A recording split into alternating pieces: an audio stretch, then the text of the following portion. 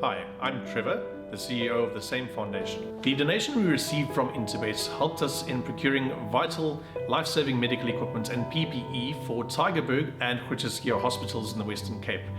This was while the Western Cape was the epicenter of the pandemic. If you would like to get in touch or assist us in these projects, you can get hold of us on our website, which is www.samefoundation.org.za, Facebook and Instagram or LinkedIn. On to race number 4, it's Jackpot 1, and you'll need to get on by 13:55. The distance is 1,000 meters. It's a maiden plate for fillies and mares. Let's get into that package before we have a look at the runners in race number 4. Yeah, small filly. I also think being by Romo will want further. I'm hoping she shows good improvement, but we kept the same rider on. It's going the right way. I looked at the field. There's a few of them that haven't formed, so if one of my two lurks in the quartet, I'll be happy. Drifter's Dream's quite a nice filly. She had a little bit of a setback about 3 months ago. She picked up quite a bad virus, so I've come back with her quite softly. She's got very good action. She's a very light-framed filly. A little bit in the middle with distance, but I think she's quite a nice sort, but she'll need this first run. Ruby Rising showed very good improvement in her second start. It's quite a competitive race. And I think all things being fair in the race, I think she'll run into the first 4. Yeah, Buckley named all the mates owned it after our dear friend who died, Ronald Saunders, as we called him, Ron Saunders. He died. He was Bugsy all our lives. Everyone knows him through football. We named the horse after him. Once much further, but could run a few lengths off them, but I think definitely once further. Yeah, great touch there from Paul Lafferty for their mate, and we all knew Bugsy through Paul Lafferty. He was a super guy, and nice to see that touch, naming this filly out of by their mates, Bugsy. Well, this is the start of the Jackpot, Sheldon, and I don't know what you made of the race, but I am not,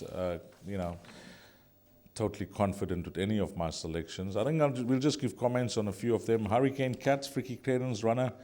That last start was a good run, that second start. Yes, I remember calling that race, showed improved speed, jumped out the gates from the outside, went down the centre and matched strides, but Cape Capri a little bit stronger on the day. With that number 1 draw, I think everything's going to play into number 1 Hurricane Cat's favour. So quite strong on number 1 Hurricane Cat, unless one of the first timers are quite special or something makes significant improvement.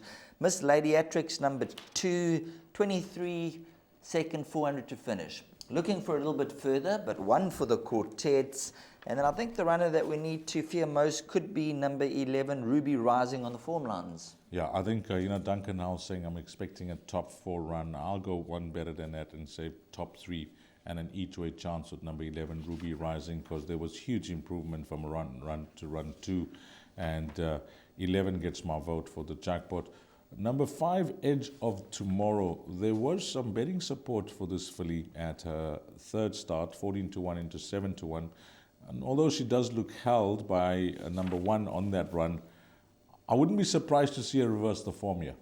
100% right. 3 runs to date. Number 5, Edge of Tomorrow. If memory serves me correct, she was scratched about 2 weeks ago, just over 2 weeks ago. So obviously we'll keep a close eye, but she must be fit, well, and ready to rock and roll. But you're 100% right. When you look at that last run, found betting support, and Samanga Kamalo sticks with her. So certainly a horse that you have to give healthy respect to. And then this horse called Blowing in the Wind, who ran on the 17th of June, just 6 days ago as well. That day, if I can recall, I was watching. This filly seemed to be playing up prior to the running of that race. She wasn't herself. She wasn't enjoying it all, and she ran accordingly.